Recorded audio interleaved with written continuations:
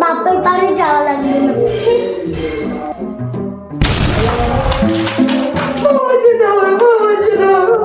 বৌমা তুই যদি যেতে চাস আমাকে হাত পা ম্যাসাজ করতে হবে। শাশুড়ি আম্মা আমাকে যেতে দাও, আমি আপনাকে সারাদিন ম্যাসাজ করে দিব।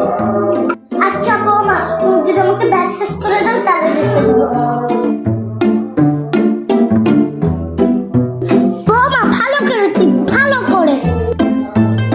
শাশুড়ি আম্মা আমাকে কিছু টাকা দাও, আমার যে আমাদের সংসারের জন্য টাকা দেয়, ওই টাকা নিয়ে আমার বাপের বাড়ির জন্য ওই নাস্তা পানি নিয়ে যাবো।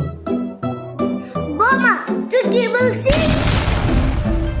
এই শোন, তুই কি তোর বাপের বাড়ি থেকে কিছু আনিস আমি যে দিব তোকে?